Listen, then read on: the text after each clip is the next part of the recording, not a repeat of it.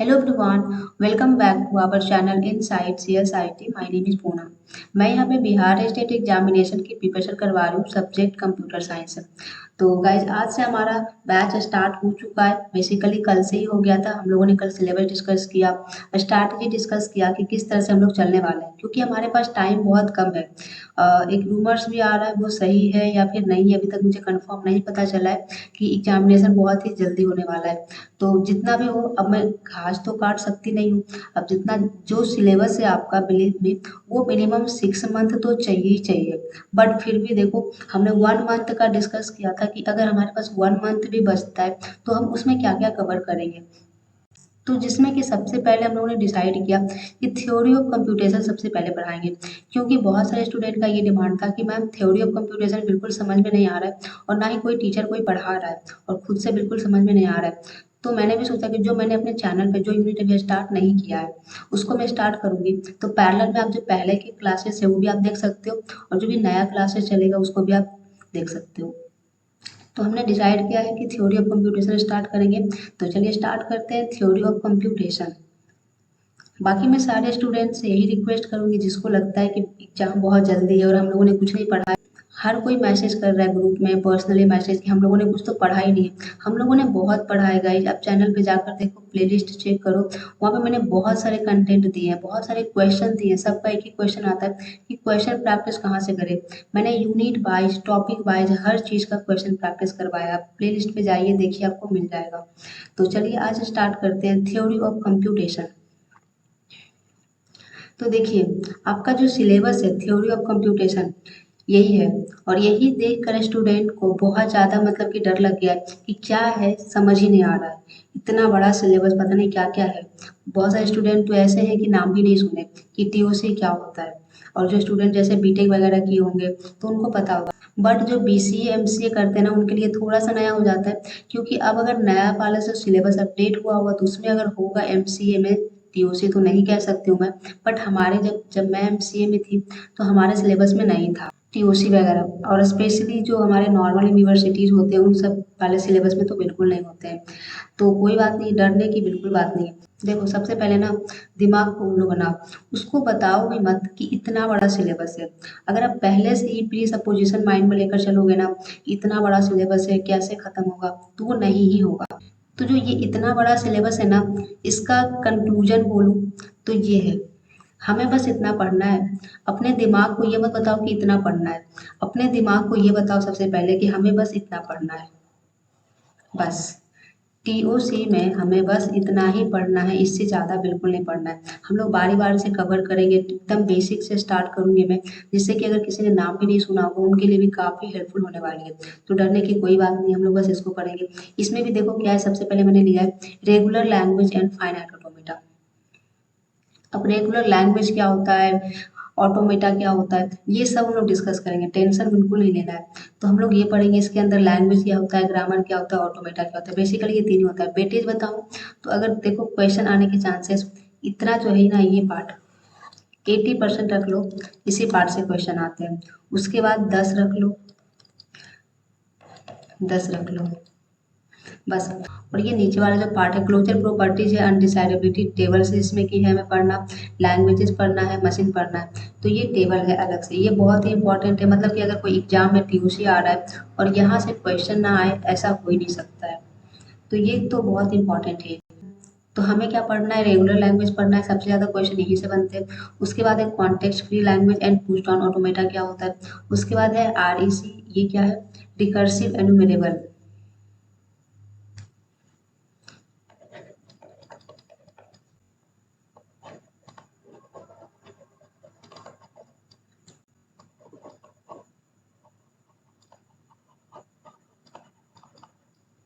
और आरसी क्या है, recursive.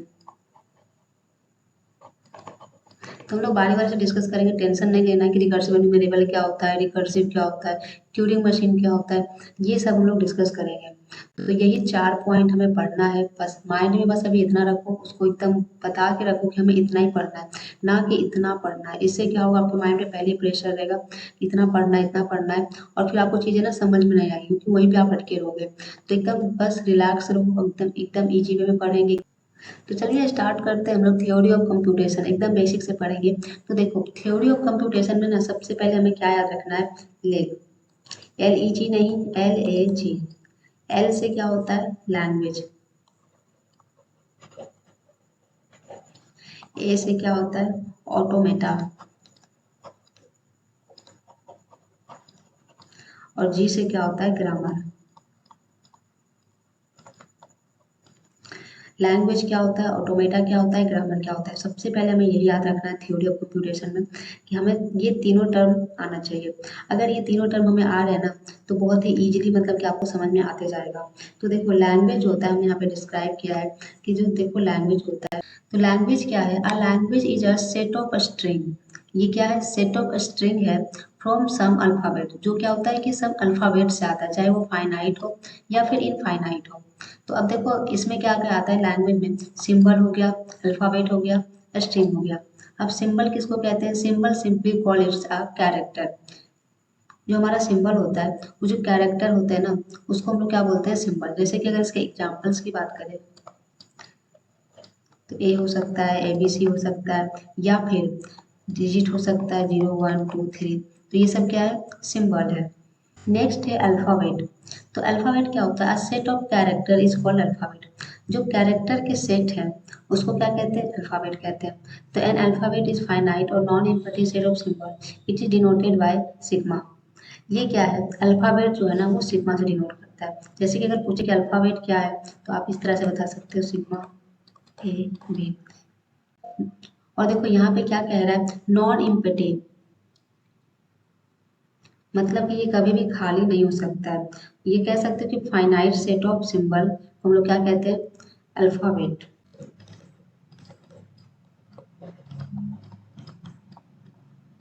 Finite set of symbols को क्या कहते हैं हम लोग, अल्फ़ाबेट कहते हैं। उसके बाद स्ट्रिंग की बात करें तो देखो स्ट्रिंग क्या है, string is a finite set sequence of symbols choose from the alphabet. और मोटा मोटी कह सकते हो क्या, कलेक्शन ऑफ अल्फ़ाबेट कह सकते हो।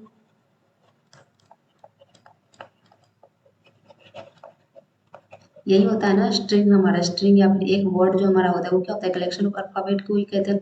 जैसे कि अगर हमें दिया हुआ है अल्फ़ाबेट, दिया हुआ है हमें सिग्मा AB, तो इसका अगर हम लोग स्ट्रिंग बनाए तो क्या बनेगा, कितने पॉसिबिलिटी है, एक तो देखो A बनेगा, B बनेगा, फिर AB बनेगा, फिर AA बनेगा, फिर BA बनेगा, फिर BB बनेगा। कितने पॉसिबिलिटी है स्ट्रिंग बनने के।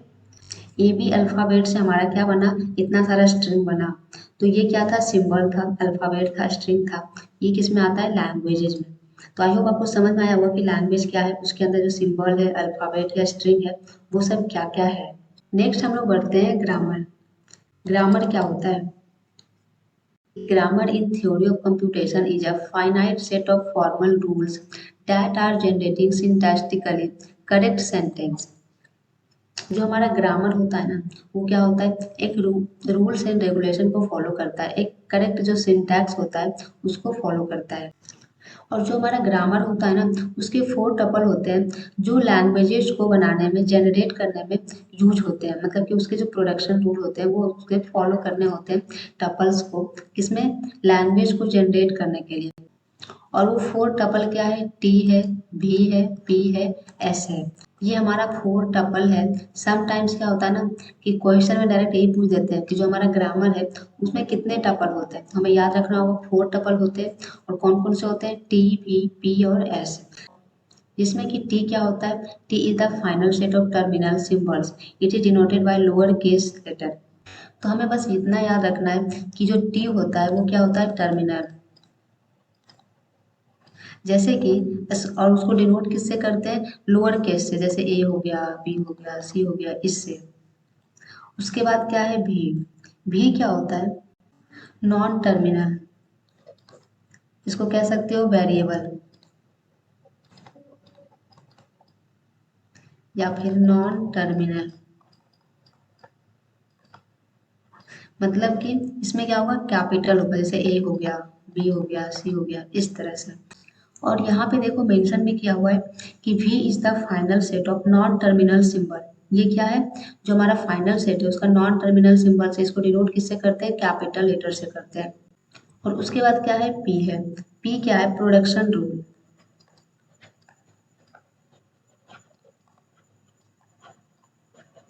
मतलब कि जो भी हमें प्रोडक्शन रूल फॉलो करने होंगे वो उसको किससे डिनोट करते हैं, पी से डिनोट करते हैं, तो हम लोग इसको याद रखेंगे। उसके बाद है हमारा यस, एस से क्या है, स्टार्ट सिंबल।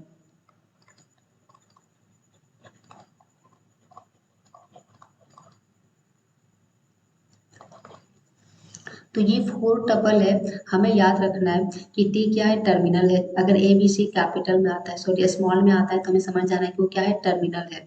भी है मतलब कि अगर वेरिएबल है या फिर नॉन टर्मिनल को हम लोग डिनोट करते हैं ए बी सी कैपिटल में। उसके बाद पी क्या है, प्रोडक्शन रूल है। एस क्या है, स्टार्ट सिंबल है। अभी बस हमें ज़्यादा कुछ भी नहीं सोचना है गाइज कि क्या ये सब चल रहा है, बट जितना पढ़ा रही हूँ ना अभी बस क्लास में समझिए, समझने की कोशिश कीजिए, और फिर अगर नहीं ये समझ में आता है तो दोबारा वीडियो को देखिए, रिवाइज कीजिए, आपको डेफिनेटली समझ में आ जाएगा। हमने भी कुछ पढ़ाया ही नहीं, बस हमने अभी तक इतना पढ़ाया है कि टी ओ सी में सबसे पहले हमें क्या जानना है, L A G, language, automata, grammar.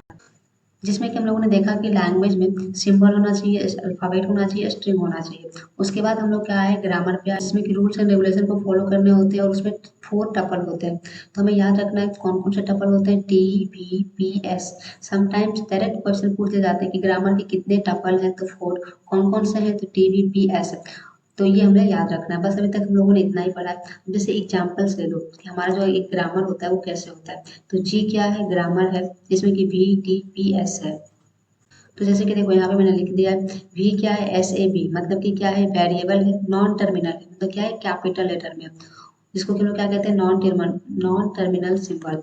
उसके बाद देखो टी है, ए बी है, इसको क्या बोलते हैं, टर्मिनल सिंबल। इसको डिनोट किससे करते हैं, स्मॉल लेटर से करते हैं। उसके बाद प्रोडक्शन रूल है, जैसे कि क्या रूल फॉलो कर रहा है, जैसे क्या कर रहा है, एस डिराइव कर रहा है, ए बी स्मॉल ए। तो यहाँ पे देखो ये क्या है, ये दोनों ए बी जो है वो क्या है, नॉन टर्मिनल, और ए जो है वो क्या है, टर्मिनल है।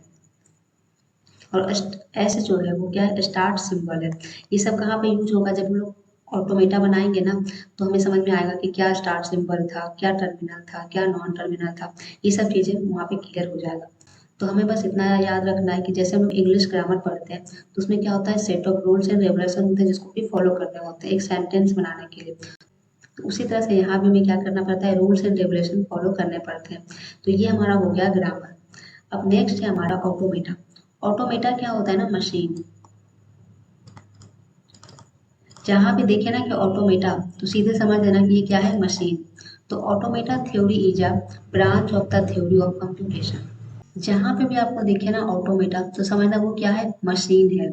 तो automata theory is a branch of the theory of computation. ये क्या है, कंप्यूटेशन थ्योरी का एक ब्रांच कह सकते हो। It deals with the study of abstract machines and their capacities of computation, capacities for computation, and abstract machine is called the automata। मतलब क्या है कि ऑटोमेटा, जैसे हम लोग अभी क्या पढ़ रहे हैं, थ्योरी ऑफ कंप्यूटेशन। कंप्यूटेशन मतलब क्या होता है, कंप्यूट करना, मतलब कि कैलकुलेट करना। तो जो हम लोग एक कैलकुलेशन करते हैं, तो उसके पीछे की क्या थ्योरी है। तो हम लोग जितने भी प्रैक्टिकल करते हैं, हम लोग कहते हैं ना कि जब तक थ्योरी क्लियर नहीं होगा, प्रैक्टिकल समझ में नहीं होगा। हम लोग चाहे कुछ भी पढ़ ले, फिजिक्स पढ़ ले, केमिस्ट्री पढ़ ले, मैथ्स पढ़ ले, जिसके भी अगर हम लोग प्रैक्टिकल करना चाहते हैं, तो जब तक उसका थ्योरी नहीं आएगा, बिना थ्योरी का कुछ हो पाएगा नहीं हो पाएगा। जब तक आप बोलते हैं ना कि पहले थ्योरी कंप्लीट करके आओ, तो वही हम लोग यहाँ पे भी पढ़ रहे हैं, थ्योरी ऑफ कंप्यूटेशन। मतलब कि जो चीज़ें हम लोग कंप्यूट करते हैं, कैलकुलेट करते हैं, उसके पीछे की थ्योरी क्या है, हम लोग वही पढ़ रहे हैं। तो मेन हमारे यहाँ पे क्या है, ऑटोमेटा, जिसको हम लोग क्या डिनोट करते हैं, मशीन से। जो हम लोग हमारा मशीन है उसको हम लोग क्या बोलते हैं, ऑटोमेटा। तो आई होप आपको सारे टर्म्स के बारे में पता चल गया होगा, लैंग्वेज क्या है, ऑटोमेटा क्या है, ग्रामर क्या है। अब जैसे कि इसके अंदर आपने एक टर्म्स कहीं ना कहीं सुना होगा कि फाइनाइट और इनफाइनाइट। जैसे यहाँ पे फाइनाइट और इनफाइनाइट क्या है, तो देखो एक हमारा है फाइनाइट, एक हमारा है इनफाइनाइट। तो जो हमारा फाइनाइट होता है ना, उसमें कहीं ना कहीं फिक्स रहेगा। जैसे कि जैसे जो हमें अगर स्ट्रिंग बनाना है, तो स्ट्रिंग ऑफ लेंथ 2। तो जैसे हमारा कोई एक अल्फ़ाबेट है ए बी, तो यहाँ पे क्या है ना कि मेंशन किया हुआ रहेगा कि जो हमारा स्ट्रिंग बनाना है उसका लेंथ क्या होना चाहिए, 2 होना चाहिए। और जो इनफाइनाइट है, इसमें क्या होगा कि इसमें क्या होगा कि कुछ भी मेंशन नहीं किया होगा कि स्ट्रिंग का लेंथ कितना होना चाहिए। इसमें बस क्या होगा, स्टार्ट विथ रहेगा, लाइक स्टार्ट विथ ए, या ए, मतलब कि स्टार्ट ए से है, इन बी, और एंड भी क्या है, ए से ही है। तो हमारा इसका स्ट्रिंग अगर बनाओ तो देखो क्या हो जाएगा, ए हो जाएगा, ए हो जाएगा, ए हो जाएगा, ए बी है तो ऐसा भी हो सकता है, ए बी ए हो सकता है। हम लोग अगर स्ट्रिंग बनाना चाहे तो हो सकता है ना। स्टार्ट बस होना चाहिए क्या, ए से होना चाहिए, और एंड भी क्या होना चाहिए, ए से होना चाहिए। तो ए हो सकता है, ए हो सकता है, ट्रिपल ए हो सकता है, ए बी ए हो सकता है, ए बी बी ए हो सकता है। मतलब कि हम लोग कितना भी बना सकते हैं, इसका कोई भी मतलब फाइनाइट नहीं है। बट इसमें क्या है, फिक्स है कि स्ट्रिंग जो है वो कितना है, लेंथ 2 से होना चाहिए। तो इसका अगर हम लोग बनाएंगे तो क्या हो जाएगा, ए बी बन जाएगा, बी ए बन जाएगा, ए बन जाएगा, बी बन जाएगा, यही बनेगा 2 लेंथ का हमारा। तो ये क्या है, फाइनाइट है, बट ये क्या है, इनफाइनाइट है। तो हम लोग आगे और भी देखेंगे डिटेल में, जैसे जैसे क्वेश्चन आएगा, फिर जैसे जैसे थ्योरी आएगा, हम लोग कंप्लीट करेंगे। बस अभी इतना याद रखना है कि जो हमारा फाइनाइट है ना, उसमें डेफिनेट रहेगा, लेंथ मेंशन रहेगा कि कितने लेंथ का हमें स्ट्रिंग बनाना है। बट इनफाइनाइट में क्या होगा कि हमें लेंथ मेंशन नहीं रहेगा, बस इतना मेंशन रहेगा कि स्टार्टिंग विथ ए रह सकता है, फिर एंड विथ ए रह सकता है, या फिर ओनली स्टार्ट विथ ए रह सकता है, या फिर ओनली एंड विथ बी रह सकता है, या फिर ए रह सकता है। तो उसके अकॉर्डिंग हमें अल्फाबेट से अकॉर्डिंग हमें स्ट्रिंग बनाना होगा। और यहाँ पे आप देखो कितने सारे बना सकते हैं, मतलब कि कोई इसका फाइनाइट है ही नहीं, इनफाइनाइट बना सकते हैं। तो ये हमारा था फाइनाइट और इनफाइनाइट। तो आई होप आपको समझ में आया होगा। अब इसके बाद हम लोग बहुत ही इंपॉर्टेंट डायग्राम पे आते हैं। जैसा कि आप देख सकते हैं मैंने पहले ही बना रखा है सो डैट कि हमारा टाइम ज़्यादा वेस्ट ना हो। तो देखो ये क्या है, चॉम्स्की हायरार्की। हम लोग याद रखेंगे ये क्या है, चॉम्स्की हायरार्की है। आप लोग रीजनिंग बनाते होंगे तो इस तरह के डायग्राम देखे होंगे कहीं ना कहीं। तो हम लोग इसको डायग्राम के बेसिस पे समझेंगे, बहुत ही इजी में समझ में आ जाएगा। अभी हम लोगों ने क्या पढ़ा, ग्रामर पढ़ा, लैंग्वेज पढ़ा, मशीन पढ़ा, ऑटोमेटा पढ़ा। तो देखो हमारा तो जो हमारा ग्रामर होता है ना, वो होता है एक रेगुलर ग्रामर। आरजी से क्या है, रेगुलर ग्रामर है। यहाँ पे देखो मैंने मेंशन कर दिया है, ये लैंग्वेज है तो मैंने लैंग्वेज लिखा है। आर एल रहेगा तो रेगुलर लैंग्वेज हो जाएगा, आर जी रहेगा तो रेगुलर ग्रामर हो जाएगा। उसके बाद क्या है, सी एफ जी है। सी एफ जी क्या होता है, context free grammar. C S G है कॉन्टेक्स्ट सेंसिटिव ग्रामर। और उसके बाद है अनस्ट्रक्चर्ड ग्रामर।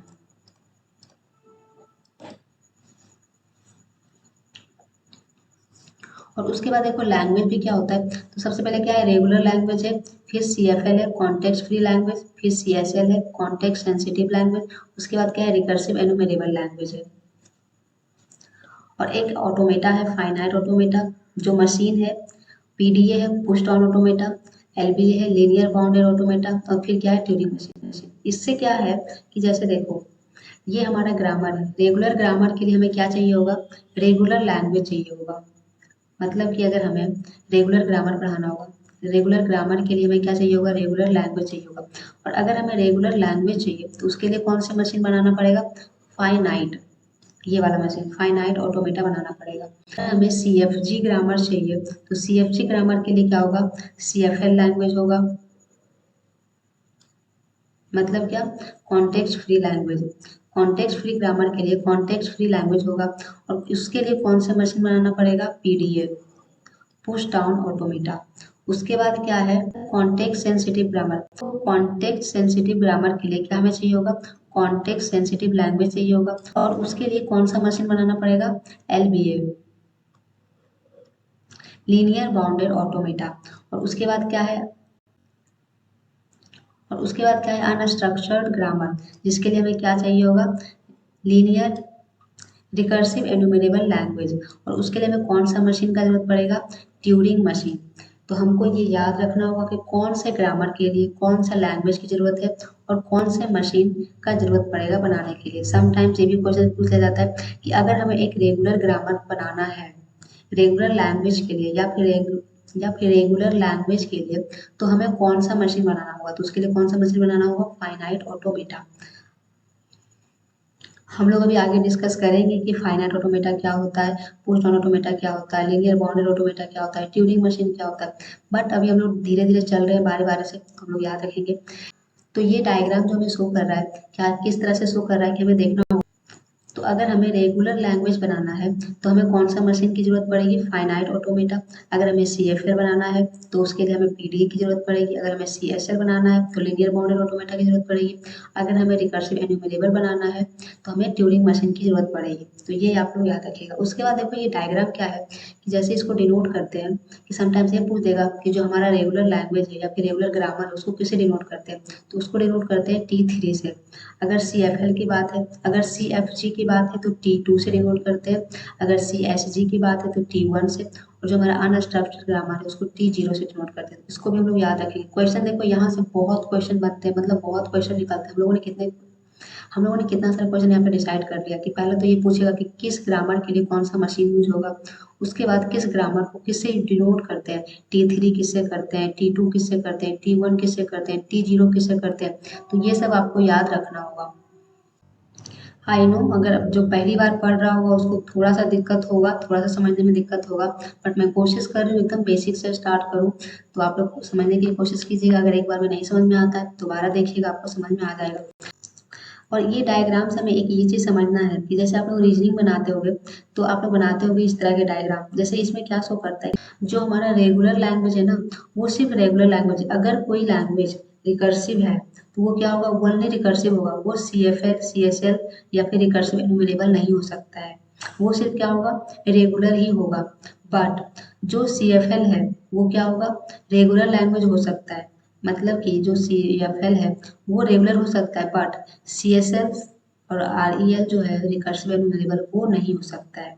और जो CSL है मतलब कि कॉन्टेक्स्ट सेंसिटिव लैंग्वेज जो है वो CFL हो सकता है, वो रेगुलर भी हो सकता है, बट रिकर्सिव एनुमरेबल नहीं होगा। और जो लैंग्वेज रिकर्सिव एनुमरेबल है वो CSL भी हो सकता है, CFL भी हो सकता है, और रेगुलर लैंग्वेज भी हो सकता है। तो आई होप आपको समझ में आ रहा होगा ये डायग्राम किस तरह से चल रहा है, मतलब कि बाहर से अंदर की ओर, मतलब कि कोई लैंग्वेज अगर रेगुलर है तो वो क्या है, ओनली रेगुलर है। बट अगर कोई लैंग्वेज CFL है, कॉन्टेक्स्ट फ्री लैंग्वेज है, तो वो क्या है, रेगुलर भी है, कॉन्टेक्स्ट फ्री भी है। और अगर कोई लैंग्वेज CSL है तो वो CFL भी है और RL भी है, रेगुलर भी है। और अगर कोई लैंग्वेज रिकर्सिव एन्यूमरेबल है तो वो CSL भी है, CFL भी है, रेगुलर भी है। तो आई होप आपको समझ में आ रहा होगा ये डायग्राम किस तरह का है। जैसे कि देखो एक एग्जांपल लेकर बताओ, तो जैसे हमारा टाइप 0 है ना, ये टाइप 0, ये मान लो कि अर्थ है, और टाइप 1 मान लो एशिया है, टाइप 2 मान लो इंडिया है, टाइप 3 मान लो बिहार है, राइट। अब देखो जो टाइप 0 है ना वो पूरा है, मतलब कि क्या है, पूरा अर्थ है। अब क्या है, अर्थ के ऊपर क्या है, हमारा एशिया है, मतलब कि जो हमारा T0 है ना उसमें सब आ जाएगा, T3 T2 T1 सब आ जाएगा। बट जो हमारा T1 है वो क्या है, एशिया है, मतलब कि अर्थ पे तो एशिया है, ऐसा तो नहीं कि एशिया में अर्थ है, नहीं है ना। तो ये हमारा क्या होगा, एशिया हो गया। अब 2 की बात करें तो वो क्या होगा, इंडिया हो गया, मतलब कि एशिया के अंदर क्या आता है, इंडिया आता है, और इंडिया के अंदर क्या है, बिहार है। तो आप इस तरह से समझ सकते हो कि ये डायग्राम उन्हें किस तरह से फॉलो कर रहे हैं। तो आई होप आपको ये डायग्राम समझ में आया होगा कि किस तरह से हम लोग देखेंगे। तो देखो यहाँ से बहुत सारे क्वेश्चन बनेंगे तो हम लोग ध्यान रखेंगे। तो ये तो हमारा हो गया चॉम्स्की हायरार्की, तो ये मोस्ट इम्पॉर्टेंट है, हम लोग याद रखेंगे। आगे हम लोग डिस्कस करेंगे कि रेगुलर लैंग्वेज क्या है, CFL क्या है, CSL क्या है, REL क्या है, हम लोग सब डिस्कस करेंगे बारी बारी से। तो देखो अगर हमें एक शॉर्टकट में जाना है तो मैं यहाँ पे देखो मेंशन कर देती हूँ, हमें देखना है ग्रामर के बारे में। तो ये क्या होता है, 4 टाइप्स के होते हैं। एक type 0, type 1, type 2, type 3। Type 0 जो होता है हमारा क्या था, अनस्ट्रक्चर्ड ग्रामर था।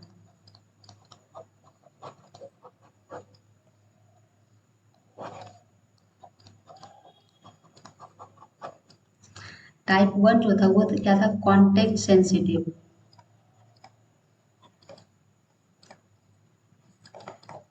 Context sensitive grammar. टाइप 2 जो था वो क्या था, context free grammar. Context free grammar. और टाइप 3 जो था वो क्या था, रेगुलर ग्रामर।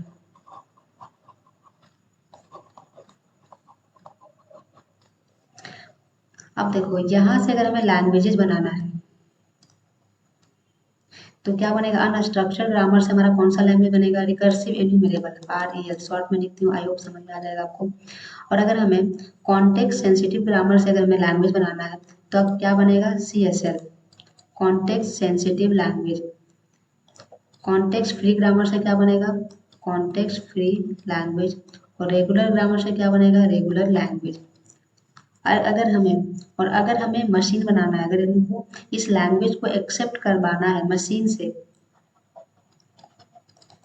तो मशीन रेगुलर लैंग्वेज के लिए ट्यूरिंग मशीन चाहिए, सॉरी रिकर्सिव एनुमरेबल लैंग्वेज के लिए ट्यूरिंग मशीन चाहिए। अगर हमें ये लैंग्वेज को एक्सेप्ट करवाना है तो उसके लिए कौन सा मशीन चाहिए, ट्यूरिंग मशीन चाहिए। अगर हमें CSL के लिए एक्सेप्ट करवाना है तो हमें LBA चाहिए, लीनियर बाउंडेड ऑटोमेटा। अगर हमें CFL के लिए चाहिए तो क्या होगा, PDA, पुश डाउन ऑटोमेटा। और अगर हमें रेगुलर लैंग्वेज के लिए मशीन चाहिए तो क्या होगा, फाइनाइट ऑटोमेटा। तो इतना ही हम लोगों ने अभी तक पढ़ा है। आई होप आपको समझ में आया होगा। तो गाइज आज इतना ही रहने देती हूँ, बाकी मैं कल डिस्कस करूँगी। बाकी अगर आपको एक बार में समझ में नहीं आता है तो दोबारा आप ज़रूर देखिएगा। मैं समझ सकती हूँ अगर कोई पहली बार पढ़ रहा होगा तो उसको ईजिली समझ में नहीं आएगा, बट मैं बिलीव में अगर आप दोबारा देखोगे, रिवाइज करोगे तो आपको समझ में आ जाएगा। और साथ ही साथ मैं क्वेश्चन प्रैक्टिस करवाते जाऊँगी जिससे कि आपको और भी ज़्यादा क्लैरिटी मिल जाएगा।